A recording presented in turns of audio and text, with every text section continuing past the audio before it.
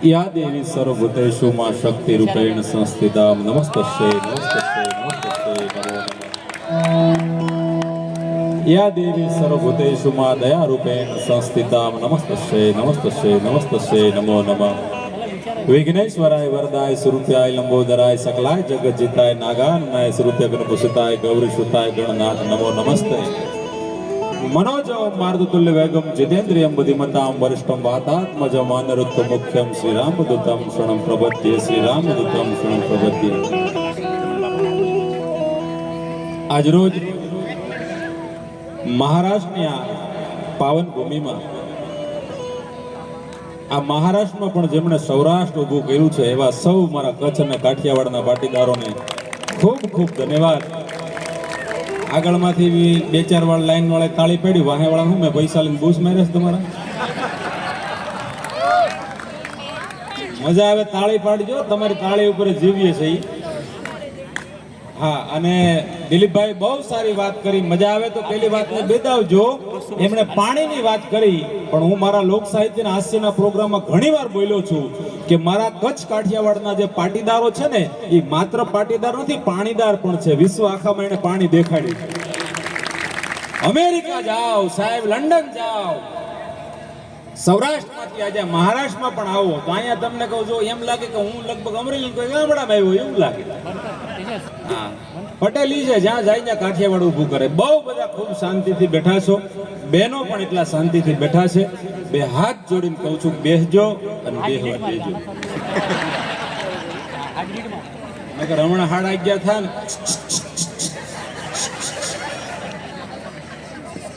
અને પાછું આ શિષ્કારો કરે ને તો જોજો એનો ટાવર પકડાય। મને કીધું મને તને કે તું 5% લઈને ગયો તો વીરો મારો જગમગ થાય।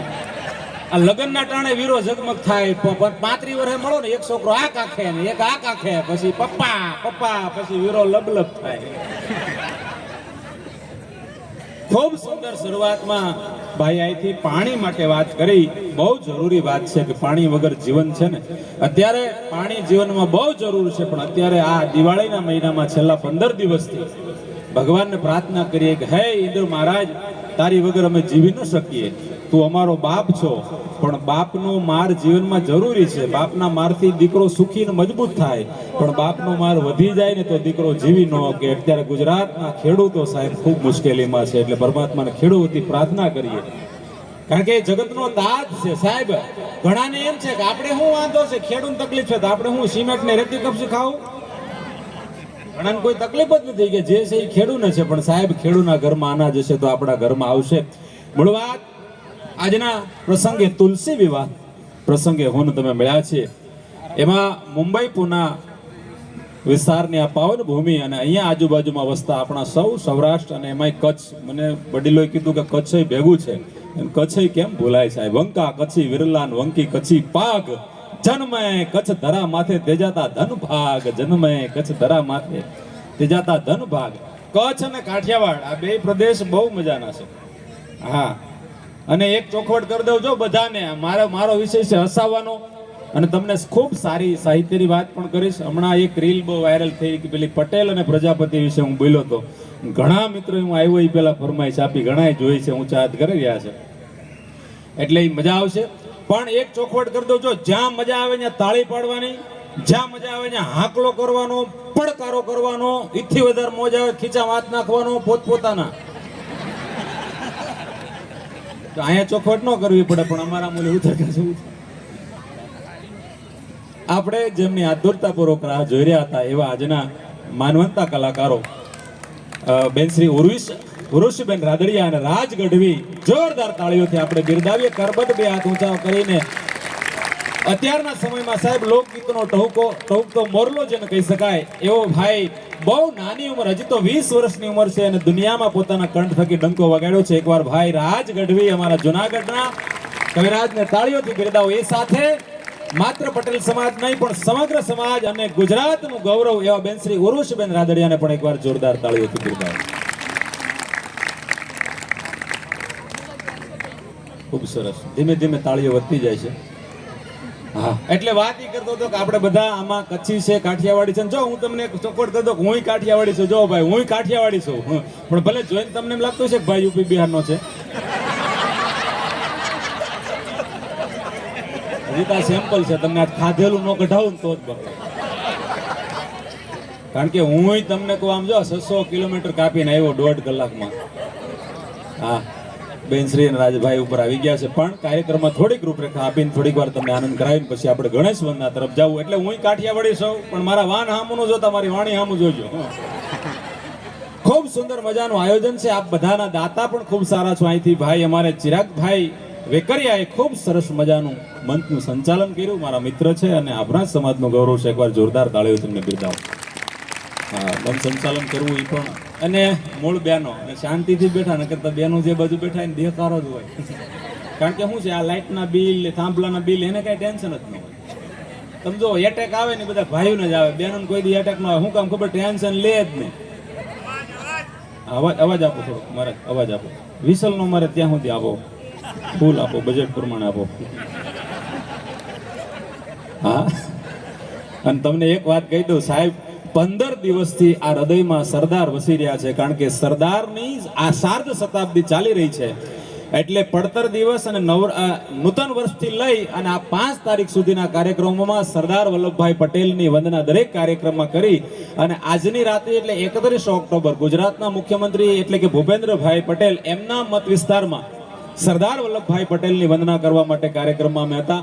એટલે એક સરદારમય એવો માહોલ છે સાહેબ. એટલું કહી દઉં, કોઈ વખાણ માટે નથી કહેતો, પણ સરદાર વલ્લભભાઈ પટેલ ન હોત ને મિત્રો, તો મારે તમારે ખિસ્સામાં ગુજરાતમાં ફરવા માટે 200 પાસપોર્ટ લઈને રખડવું પડત. 200 પાસપોર્ટ લઈને સાહેબ, જો સરદાર વલ્લભભાઈ પટેલ ન હોત તો. એકવાર લોખંડી પુરુષને જોરદાર તાળીઓથી આપણે સાર્ધ શતાબ્દી છે એમની 150મી અને 31 ઓક્ટોબર જન્મ જયંતિ, આજે હજી 1 તારીખ થાય છે સાહેબ. ઘણીવાર વિચાર કરીએ ને કે સરદારને વડાપ્રધાન બનાવ્યા હોત તો, વડાપ્રધાન બનાવ્યા હોત ને તો અત્યારે જે બોર્ડર ઉપર ભડકા થાય છે ને, અમારો સરદાર વડાપ્રધાન હોત ને તો અત્યારે એકેય સળગતી સમસ્યા ન હોત સાહેબ. ઈ લોખંડી પુરુષ, ઈ સરદાર વલ્લભભાઈની 150મી એટલે કે સાર્ધ શતાબ્દી મહોત્સવ અત્યારે ચાલી રહ્યો છે. મળવાતી કરતો તો સાઉન્ડ પણ ખૂબ સારું અમારા શબ્દોને શ્વાને મટીને તમારી સુધી પહોંચાડે. મુંબઈની મહાનગરીનું ગૌરવ અમારા અતુલ મહારાજ, એમને એકવાર જોરદાર તાળીઓથી વધાવો. કલાકારોનો પરિચય તો મેં આપ્યો, ટૂંકમાં સાજિંદા મિત્રોનો પરિચય આપી દઉં. તબલા ઉપર સંગત કરે છે ભાઈ અમારે કપિલ અને દીપક, બંને ભાઈઓને જોરદાર તાળીઓથી વધાવો. સાધુના દીકરા છે ને ખૂબ સારી એમની તબલા ઉપર, એમના માટે તો આ બધું એક કલા છે, એ જન્મથી હોય. બેન્જો પર સંગત કરે છે ગુજરાતના નામાંકિત કલાકારો સાથે દેશ વિદેશમાં જેમણે સંગત આપી છે. જેમ ક્રિકેટમાં સચિન છે એમ અમારી ડાયરાની દુનિયામાં બેન્જોમાં જો હોય કોઈ સચિન માસ્ટર બ્લાસ્ટર તો સચિન કાવટિયા છે. એકવાર જોરદાર તાળીઓથી બિરદાવો. આ સાથે મંચ ઉપર જેમની કલા જે છે એનું ઇન્સ્ટ્રુમેન્ટ બહુ નાનું છે પણ કલા બહુ મોટી છે. પાહેર પિત્તળનું કહેવાય મજીરું, પણ હવા હોનાનું કરી દેખાડે. અને સાહેબ અમારો બહુ સ્નેહી અને ખૂબ માયાળુ સ્વભાવ. અને આજ મને કહેતા આનંદ થાય કે મને અને કલાકાર મિત્રોને અહીંયા લાવવામાં જો સૌથી મોટો કોઈ સેતુ હોય તો અમારે એ આમા પરના ભીમરાજભાઈ દરબાર, એમણે એકવાર જોરદાર તાળીઓથી વધાવો. પોતે મંજીરા પણ વગાડે છે ને પાછા સારા ગાયક પણ છે અને સારા વ્યક્તિ છે. એકવાર જોરદાર તાળીઓથી બિરદાવો. ગાયક છે ને લાયક વ્યક્તિ છે. ગાયક તો ઘણા હોય. સાથે મંજીરામાં ભાઈ મેહુલ છે, એમને તાળીઓથી વધાવો. અને કીબોર્ડ ઉપર ભાઈ અમારે ધ્રુવીરભાઈ, એમને એકવાર તાળીઓથી વધાવો. મંજીરામાં કમલેશભાઈ છે, મારા નામે નામ હું ભૂલી ગયો યાર. કમલેશભાઈને તાળીઓથી વધાવો. બધાનો પરિચય મેં આપ્યો, મારે મારો પગ ધોઈને ચવણામાં ન લેવાય, પણ ભાઈ પરિચય આપ્યો છતાં એમાં રાજભાઈ આપશે. આમે બધા ઓળખે છે હવે યુટ્યુબ થકી. અહીંયા આવ્યો 3-4 છોકરા કહેતા અંકલ તમને યુટ્યુબમાં જોયા હતા. મેં પહેલા સાયકલની ટ્યુબમાં હતો, અત્યારે યુટ્યુબમાં આવી ગયો. હમણાં એક બેન મને મળ્યા, મને કે કમલેશભાઈ મારા ઘેર મહેમાન આવે મને બહુ ગમે. મેં બેન ધન્યવાદ છે, આ જમાના મહેમાન આવી કોને ગમે. એ કે કમલેશભાઈ અહીં બેઠા એની વાત નથી હો, અહીંયા બેઠા એ બધા બહેનો બહુ સારા છે, એનો સ્વભાવ બહુ સારો છે, હું એવું માનું છું. બાકી તમને ખબર હોય. હમણાં એક અઘરામ અઘરી જોક્સ કહું ઉર્વિશબેન, હાવ નવી ટીકડી ટીન ગરમા ગરમ જોક્સ કહું. હાવ ટીકડી ટીન નવી ગરમા ગરમ તાજી તળેલી, લગભગ માર્કેટમાં આજે મૂકું છું. એક મિત્રએ લગ્ન કર્યા એ જ દિવસે બીજા મિત્રે છૂટાછેડા લીધા. એકે લગ્ન કર્યા, એ જ દિવસે બીજા છૂટાછેડા લીધા અને બે ભેગા થયા. એટલે ઓલા લગ્ન કર્યા અને શુભેચ્છા આપી, તને લગ્ન જીવનની શુભેચ્છા.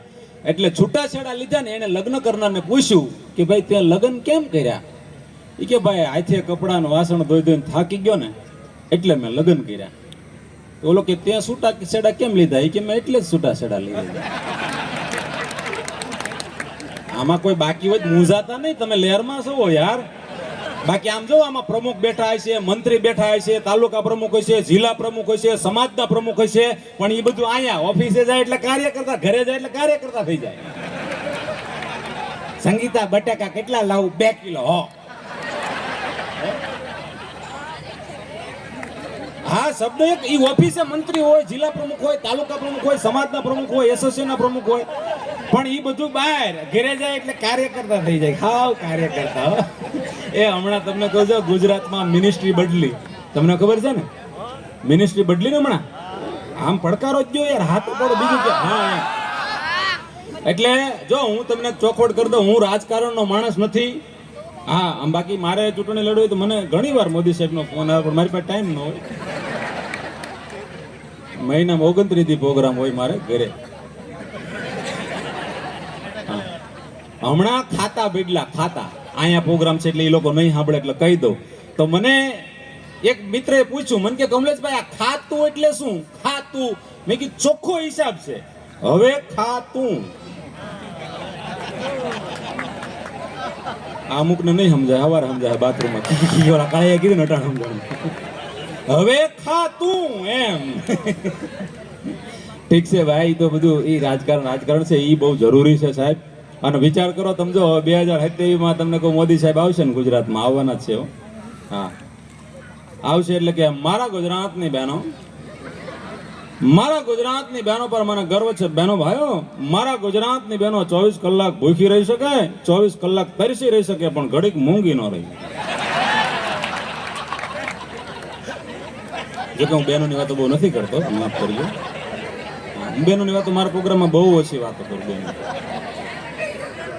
આ તો યાદ આવ્યું એટલે કીધું એમ મને. તે ઈ બેન કે કમલેશભાઈ, એ કે મને મહેમાન આવે ઈ બહુ ગમે. મેં કે બેન ધન્યવાદ કહેવાય. મને કે મહેમાન જાય ઈ બહુ ગમે. મેં કે બેન તમને નો શું ગમે? મને કે રોકાય ઈ નો ગમે. કામની આળહુડી. હમણાં એક બેન ઘરવાળાને કીધું કે મને મોબાઈલ બીજો લઈ દો, મોબાઈલ. મને મોબાઈલ બીજો લઈ દો, મોબાઈલ. એ કે કેમ? એ કે મને મોબાઈલ નવો લઈ દો. એ કે કેમ પણ મોબાઈલ નવો લઈ દો? એ કે આ મોબાઈલ કામ નથી કરતો. એમ ઘરવાળો કે કામ તો તું નથી કરતી. હા, તો બદલી થોડા નખાય. પણ વાત ઈ કરતો હતો કે કચ્છ અને સૌરાષ્ટ્ર વાસીઓ બધા અહીંયા બેઠા છે, ત્યારે એક શરૂઆતમાં એક નાનકડી વાત કહું. ગુજરાત, સૌરાષ્ટ્રની, કચ્છની ધરતી કેવી છે, પછી ગણેશ વંદના માટે મારે રાજભાઈ ગઢવીને અહીંયા વિનંતી કરવી છે. ત્યારે તમામનો પરિચય આપ્યો. આજનો પ્રસંગ આપણે તુલસી વિવાહ નિમિત્તે, એટલે કે ભગવાન શાલિગ્રામના, ભગવાન નારાયણના વિવાહ માં તુલસી દેવી સાથે થાય. અને એ દેવ ઉઠી એકાદશીએ આપણી સાંસ્કૃતિક પરંપરા છે કે આપણે વર્ષોથી ભગવાનના વિવાહ કરીએ. મને એ વાતનો રાજીપો છે કે તમે 1000 કિલોમીટર કાપીને અહીંયા આવ્યા છતાં નારાયણને ભૂલ્યા નથી, લક્ષ્મીને ભૂલ્યા નથી, તુલસીજીને ભૂલ્યા નથી સાહેબ. બાકી આ મહારાષ્ટ્રની નગરીમાં આવી, બાકી મુંબઈ છે હો. અમે મુંબઈ આવીએ પ્રોગ્રામ કરવા, તમારા કાઠિયાવાડા વાળા ઘણા અમને મુંબઈમાં હામાં મળે. અમને કે તમે શું કામ આવ્યા? મેં કીધું અમારા અહીં પ્રોગ્રામ છે. પછી મેં કીધું તમે શું કામ આવ્યા? કે અમે પ્રોગ્રામ રાખ્યો છે. વાહ સમજણ, રાજા નથી નગર 5 ગામડા દઈ દો. એટલે અહીંયા હું તમારે છૂટી એમ આખું ને હા, આમને આખું હા માગ્યો બળદ ગયો છે, હાથી છોડાય નહીં. રાજભાઈ ની ઉર્સીબેન ની ભેગવા છે. ના આનંદ છે. તમે હું જે બોલીશ એમાં કોઈ ખોટું ન લગાડતા, માત્ર આનંદ કરવાની વાત હશે. આજના પ્રોગ્રામને અમારે યાદગાર બનાવવો છે સાહેબ, કારણ કે કલાકારો ગુજરાતમાં ઘણાય છે. તમે અમને ત્રણને પસંદ કર્યા એ અમારા માટે મોટું સદભાગ્ય છે. કુણાલભાઈ અમારા ફોનમાં વાત થઈ હતી, ભીમરાજભાઈ ત્યારે કહેતા હતા મને કે શું આપવાનું. મેં કીધું સૌરાષ્ટ્રમાં રહી અને આપણને સાહેબ 700 કિલોમીટર દૂર આપણને પસંદ કર્યા, એમની યારે પૈસા થોડા નક્કી કરવાના હોય. મેં કે એમને કહી દેજો કે જે નક્કી કર્યા હોય એનાથી 1000 ઓછા આપે. તો મને કે ઘોડો પાડી દો, અમે 1000 જ નક્કી કર્યા હતા.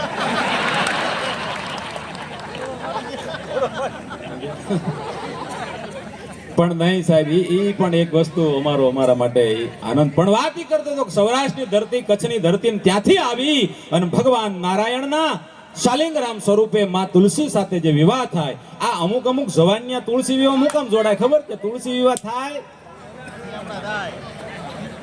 પછી એનું ગોઠવાય.